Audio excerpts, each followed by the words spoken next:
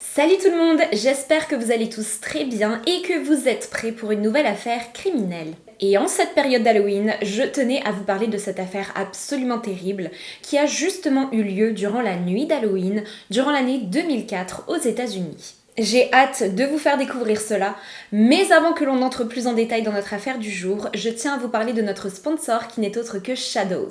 Et mon Dieu, ce que je suis heureuse de vous présenter Shadows.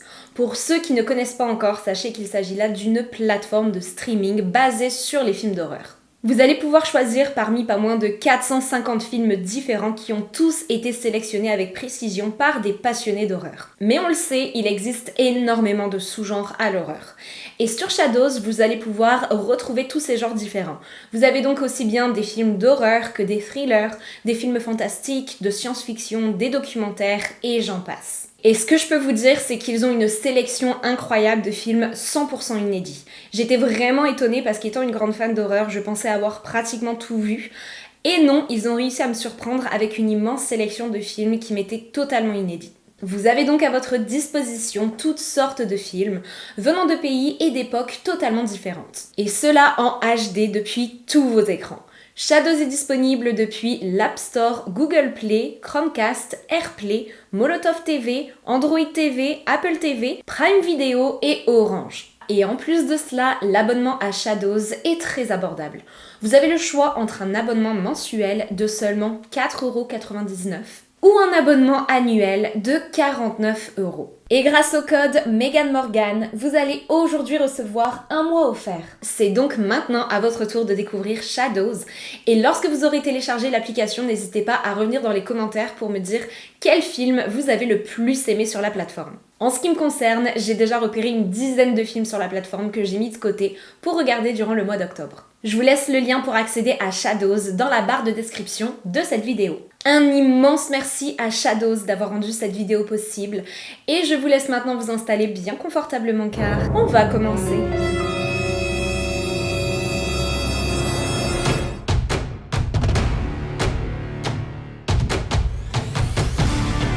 Megan Morgan, vous allez au...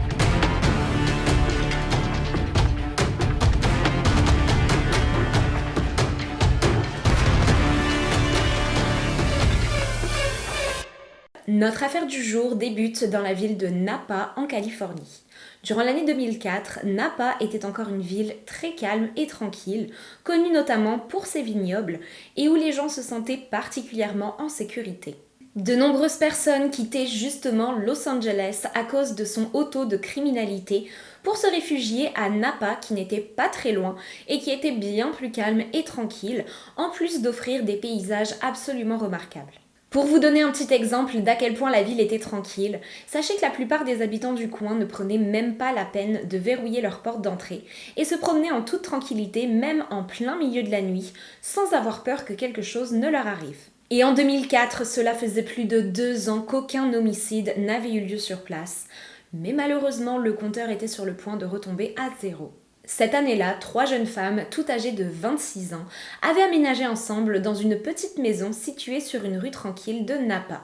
Lauren Meanza, Adrienne Isonia et Leslie Mazara avaient le même âge et malgré des tempéraments et centres d'intérêt très différents, elles avaient tout de suite formé une amitié extrêmement fusionnelle. Leurs amis en commun les décrivaient même comme étant pratiquement des sœurs.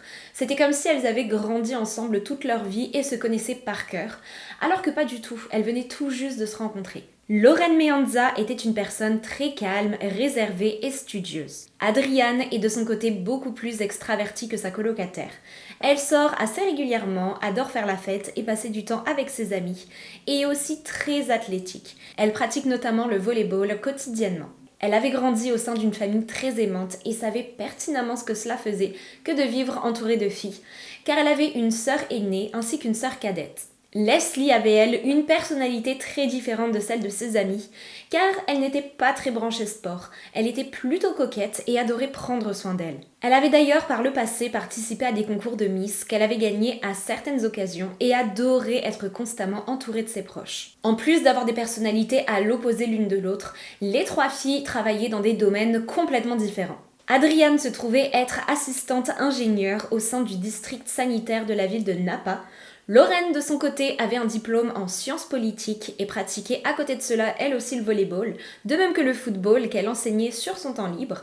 Tandis que Leslie travaillait, elle, dans les ressources humaines, mais à côté de cela, elle s'investissait énormément dans de nombreuses causes, telles que les violences domestiques sur les enfants, qui se trouve être une cause qui lui tenait vraiment à cœur, et il lui arrivait très régulièrement de remettre de l'argent à des organismes s'occupant des victimes. Ce sont Adriane et Lorraine qui se sont rencontrées les premières, car elles participaient toutes les deux au même cours de volleyball et partageaient la même passion pour ce sport. Elles ont rapidement entamé une amitié, et lorsqu'Adriane a commencé à chercher un logement pour la rapprocher de son emploi, elle s'est rendue compte que la maison qui lui plaisait le plus avait 2 chambres supplémentaires. Elle a donc immédiatement pensé à Lorraine, qu'elle a invitée à venir s'installer chez elle. Et ça tombait vraiment à pic, car à ce moment-là, Lorraine vivait encore chez ses parents, mais elle était arrivée à un point de sa vie où elle ne rêvait que d'une chose, prendre son indépendance. Et c'est ainsi que leur colocation a débuté. Les 2 jeunes femmes sont toutes les 2 très réservées et vont donc se pousser l'une l'autre à sortir un petit peu plus pour rencontrer de nouvelles personnes. Adriane notamment va pousser Lorraine à sortir de sa zone de confort, car avant leur rencontre, Lorraine était terriblement introvertie et n'avait même pratiquement pas le moindre ami. Mais tout doucement, elle commençait à s'assumer un peu plus et à prendre confiance en elle. Et c'est ainsi que Lorraine et Adriane vont un jour faire la rencontre de la pétillante Leslie. Leslie vivait à ce moment-là encore aux côtés de sa mère, justement à Napa, et travaillait dans le vignoble du directeur Francis Ford Coppola. Elle aimait ce job plus que tout, car elle était une personne justement particulièrement sociable, et cet emploi lui permettait donc de faire la rencontre de nouvelles personnes chaque jour venant d'à travers le monde. Elle va donc un jour faire la rencontre de Lorraine, et les 2 jeunes femmes vont immédiatement s'entendre à la perfection. Il ne va d'ailleurs pas falloir attendre longtemps avant que Lorraine ne lui propose de venir s'installer dans leur colocation aux côtés d'Adriane et d'elle-même pour venir remplir la 3e et dernière chambre de leur maison. Et c'est ainsi qu'en juin de l'année 2004, Leslie, Lorraine et Adriane se retrouvent à vivre sous le même toit. Comme je l'ai dit précédemment, malgré le fait qu'elles aient des personnalités très différentes et des goûts aussi très différents, elles vont s'entendre à la perfection et leur colocation ne pourrait pas mieux se passer. Les choses se passent donc parfaitement bien pour elles, mais malheureusement, la tragique nuit du 31 octobre 2004 va finir par arriver. Ce soir-là, les filles n'ont pas vraiment de plan et ne comptent clairement pas faire la fête, car pas de chance, le soir d'Halloween tombait cette année-là un dimanche soir, ce qui fait que le lendemain matin, toutes les 3 devaient se lever tôt pour aller au travail. En début de soirée, elles vont tout de même offrir des bonbons aux enfants déguisés qui venaient frapper à leur porte. Après quoi Adriane se rend au domicile de son petit ami de l'époque, une relation plutôt récente et ayant plus de haut que de bas, laissant ainsi Leslie et Lorraine seules à la maison. Les 2 amies vont s'installer dans le canapé devant la télévision et vont enchaîner les épisodes de la série Six Feet Under. Excellente série soit dit en passant, avec notamment l'acteur Michael C. Hall qui interprète Dexter. Je vous la recommande. Bref, elles regardent donc la télévision toutes les 2 et sur les coups de 9h30 au soir, Lorraine commence à fatiguer, elle se lève, souhaite une bonne nuit à sa colocataire et se rend dans sa chambre. Pour vous situer un petit peu, la maison est équipée d'un étage. La chambre de Lorraine, elle par contre, est au rez-de-chaussée, donc non loin du salon, tandis que les chambres de Lorraine et d'Adriane se trouvent elles au premier étage. Lorraine préférait vivre au rez-de-chaussée car elle n'occupait pas sa chambre seule. Sa chienne Chloé faisait elle aussi partie de la colocation et même si Chloé était douce et tranquille aux côtés des 3 jeunes femmes, elle pouvait aussi bien se montrer sur la défensive et être clairement un très bon chien de garde. Il était donc parfait pour elle que sa chambre soit située sur le même niveau que la porte d'entrée de la maison. Alors que Lorraine est partie se coucher et que Leslie se trouve elle toujours devant la télévision, environ 1 heure plus tard, Adriane rentre de chez son petit ami. Lorsqu'elle passe la porte d'entrée, elle se retrouve donc nez à nez avec Leslie, mais elles sont toutes les 2 particulièrement fatiguées de leur journée et décident de simplement aller se coucher. Leslie ferme alors la porte d'entrée de leur maison à clé et monte au premier étage pour rejoindre sa chambre, qui se trouve être voisine à la chambre d'Adriane. Tout le monde finit par s'endormir et la maison se retrouve alors plongée dans le calme et l'obscurité la plus totale. Sur les coups de 1h du matin cependant, Lorraine est soudainement réveillée par ce qui semblait être des bruits de pas à l'intérieur de leur maison. Sa chienne Chloé a elle aussi perçu quelque chose d'étrange car elle s'est mise à pleurer tout doucement et a commencé à se montrer agitée. Lorraine reste alors allongée dans son lit, mais tend l'oreille. Ce n'est pas inhabituel pour elle d'entendre des pas et des va-et-vient dans le couloir, car elle ne vit pas seule. Elle a ses 2 colocataires qui se trouvent elles aussi présentes et qui parfois au milieu de la nuit se rendent aux toilettes ou dans la cuisine pour boire un verre d'eau. Cependant ce soir-là, les bruits de pas semblaient plutôt différents de la normale. Alors qu'elle écoute toujours les bruits de pas, elle entend qu'ils commencent à devenir de moins en moins forts, car la personne semble être passée juste devant la porte de sa chambre et être maintenant en train de monter jusqu'au premier étage de la maison, en direction des chambres de ses colocataires. Lorsque des personnes vivent ensemble depuis très longtemps et connaissent bien leur maison, il leur est capable de reconnaître les bruits. Je suis pas mal sûre que c'est la même chose pour vous, que vous êtes capable de savoir quelle personne de votre famille est en train de monter les escaliers ou quelle porte de chambre est en train de s'ouvrir ou de se fermer.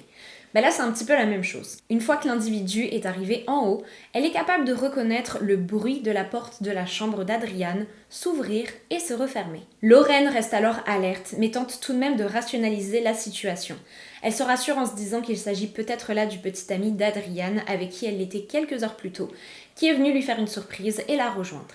Sauf que quelques secondes plus tard, un cri strident et absolument terrifiant retentit de la chambre de la jeune femme. Lorraine saute alors de son lit et se rend dans le couloir en bas des escaliers. Elle considère un instant monter pour voir ce qui est en train de se passer, mais son instinct la retient sur place. Elle est comme totalement paniquée à l'idée de tomber nez à nez avec un intrus et se fige littéralement sur place. Elle ne va cependant pas avoir le temps de réfléchir plus longtemps que cela à la situation, car alors que la maison est toujours à ce moment-là plongée dans le noir le plus total, elle entend maintenant les bruits de pas qu'elle avait entendus monter les escaliers, les redescendre à toute vitesse. Sans même réfléchir et prise de panique totale, elle se met à courir et s'enfuit par la porte arrière de la maison, se retrouvant ainsi dans le jardin du domicile. Alors qu'elle se trouve dans la cour arrière, recroquevillée sur elle-même, elle entend un chaos absolument total provenir de l'intérieur du domicile. Plusieurs minutes plus tard, le calme est revenu et Lorraine, qui est à ce moment-là toujours dans le jardin, prie pour que peu importe ce qui est en train de se passer chez elle, s'arrête immédiatement.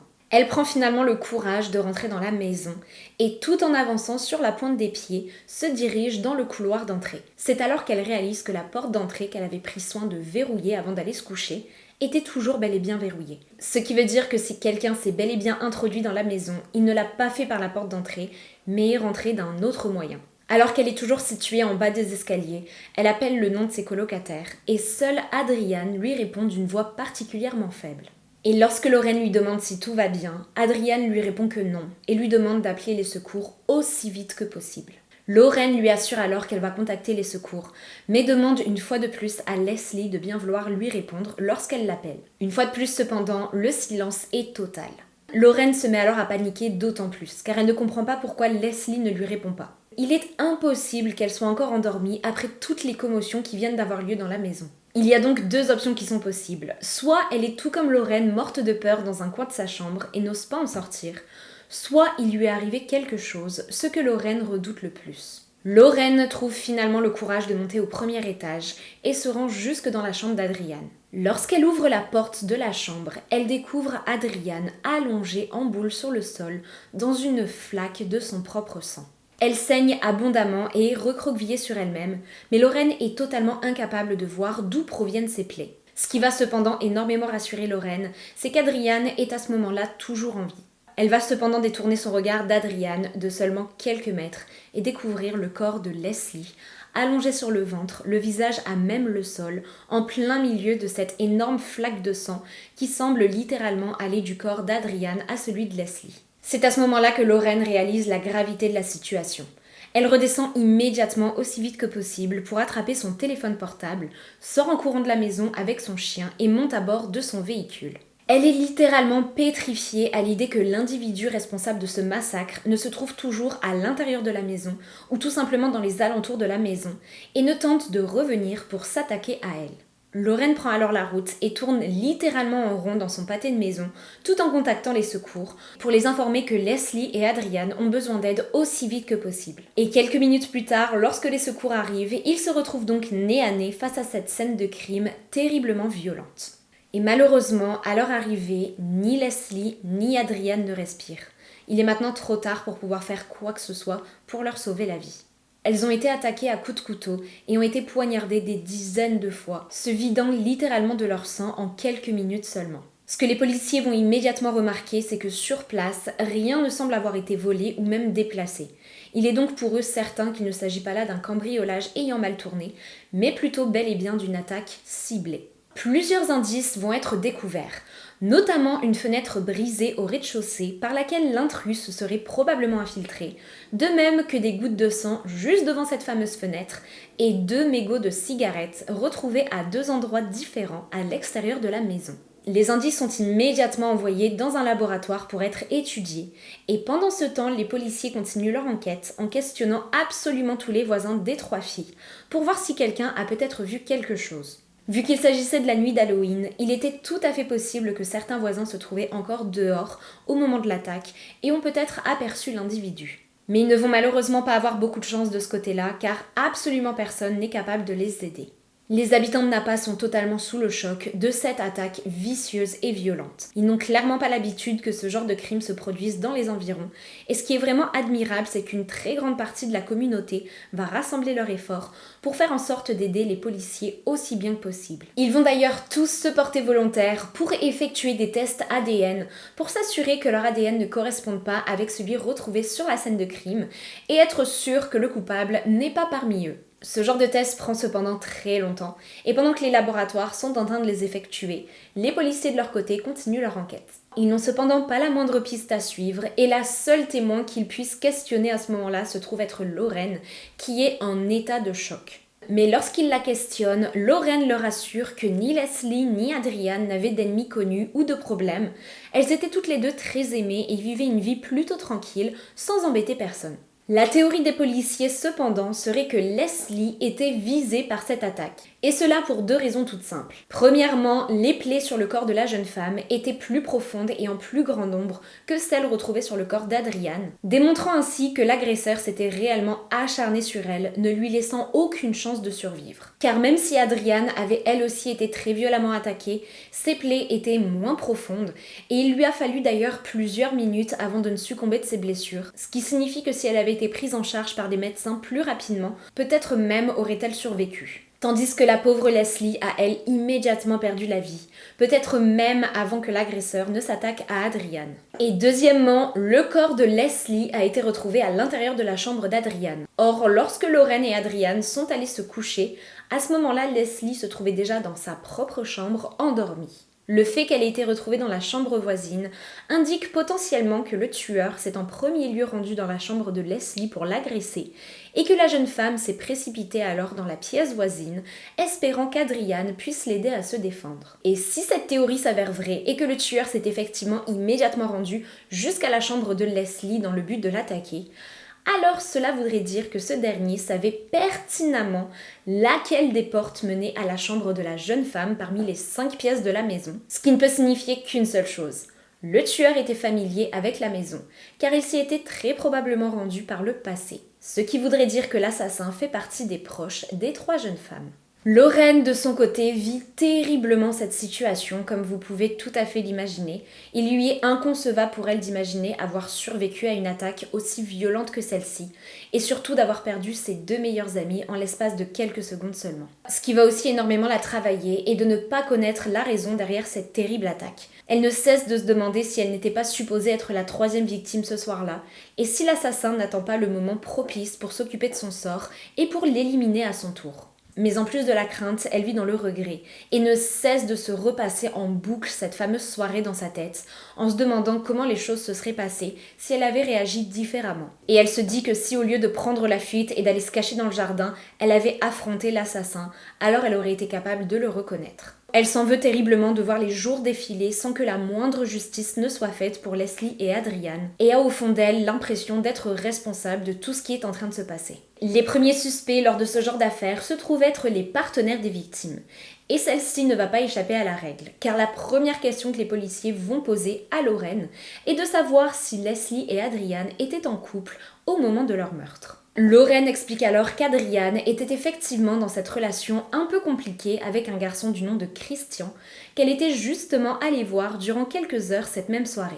Leslie, de son côté, n'avait aucune relation avec qui que ce soit d'après Lorraine, mais il lui arrivait de temps en temps de fréquenter des garçons. Rien de bien sérieux cependant, elle ne prenait donc généralement pas la peine de les présenter à ses amis. Christian, le petit ami d'Adriane, est alors immédiatement questionné et les policiers vont en premier lieu avoir de très forts soupçons qu'il ne soit responsable de quelque chose, car Lorraine ne semblait pas le porter dans son cœur et avait fait part de son tempérament plutôt instable et de son très mauvais caractère. Ce qui va mener les policiers à penser que peut-être que lorsqu'Adriane s'était rendue chez Christian ce soir-là, c'était pour rompre avec lui. Ce qui aurait pu mener à une terrible dispute, laissant Christian tellement énervé qu'il se serait introduit dans le domicile d'Adriane ce soir-là, dans le simple but de se venger. Mais lorsque les policiers annoncent à Christian qu'Adriane a été assassinée, ce dernier fond en larmes et s'écroule littéralement.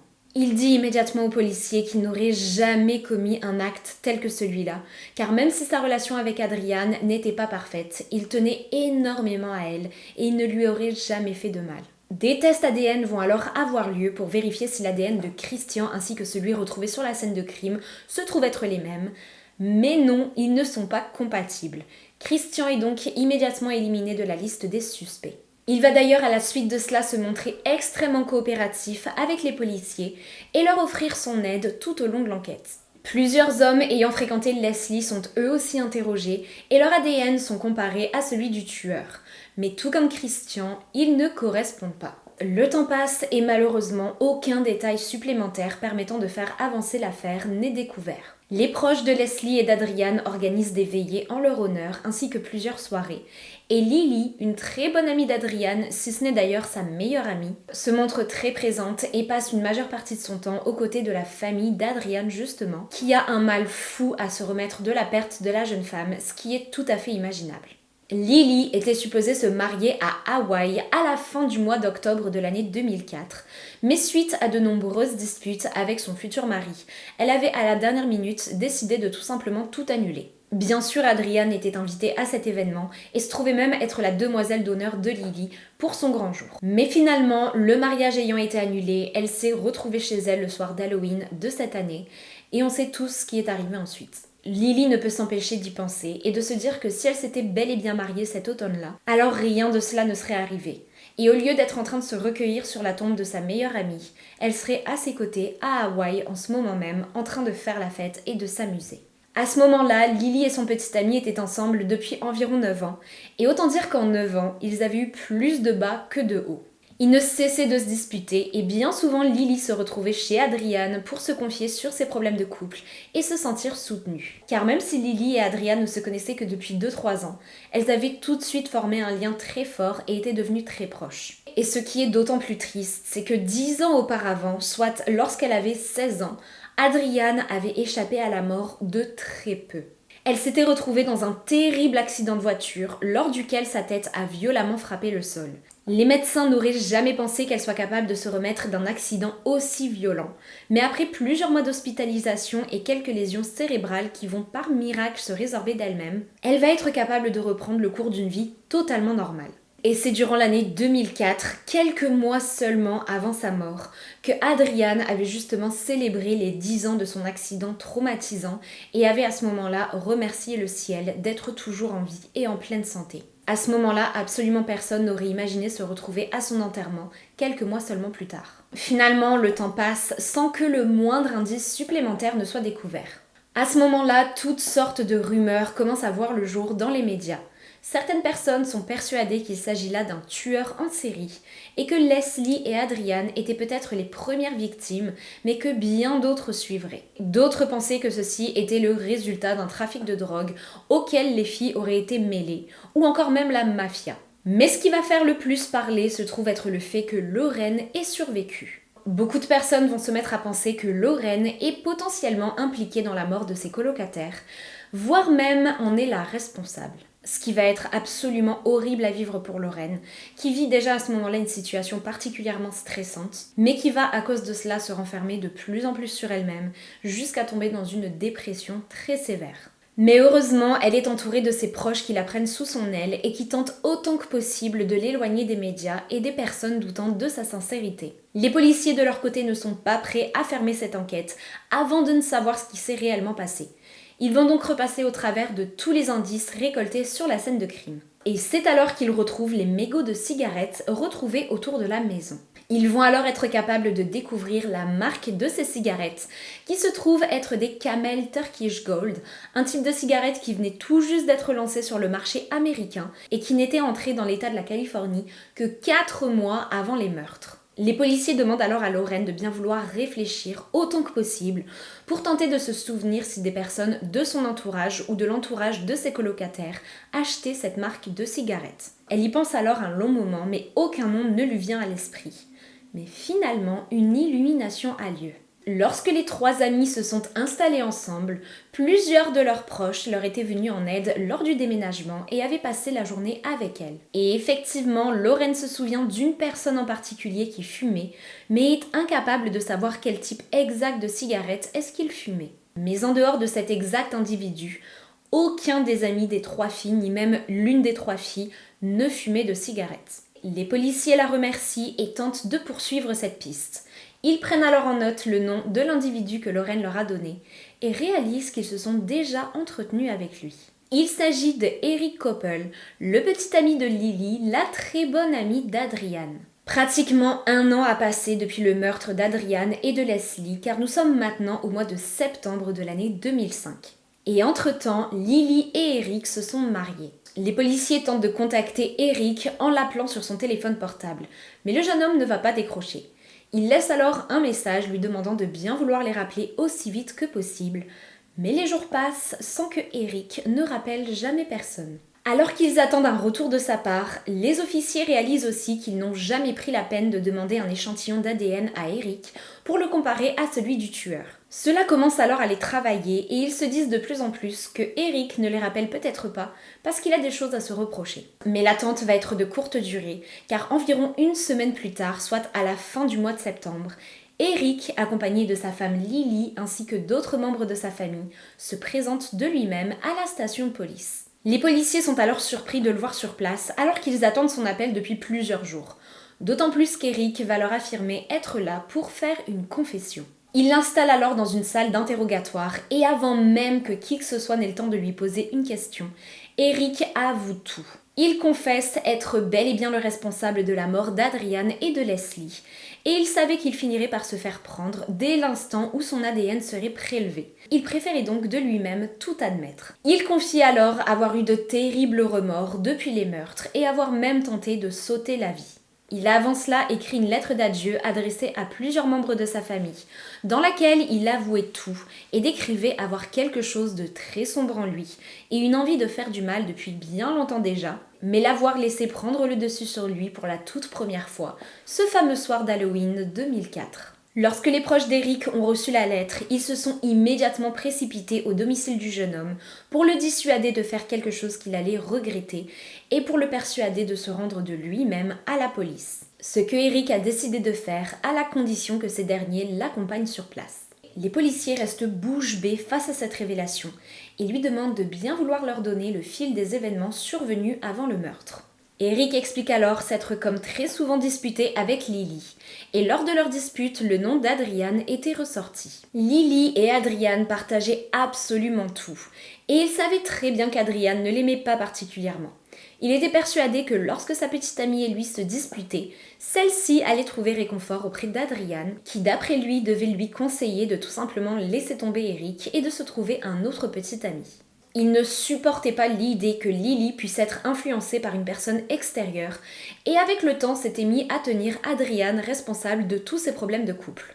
Alors qu'en plus, la vérité était tout autre. Adrian était bel et bien au courant des problèmes de couple de Lily et d'Eric, mais ne s'en était jamais mêlé et n'avait jamais recommandé à Lily de se séparer de son petit ami. Ce fameux 31 octobre 2004, après leur dispute, Lily, qui était terriblement fâchée, a quitté le domicile qu'elle partageait avec son petit ami pour se réfugier chez ses parents. Eric a de son côté noyé sa tristesse dans l'alcool, mais alors qu'il commençait à être saoul, c'est bientôt la colère qui a pris place sur la tristesse. Il explique aux policiers qu'à cause de l'alcool, tout ce qu'il s'est passé ensuite est vraiment flou pour lui.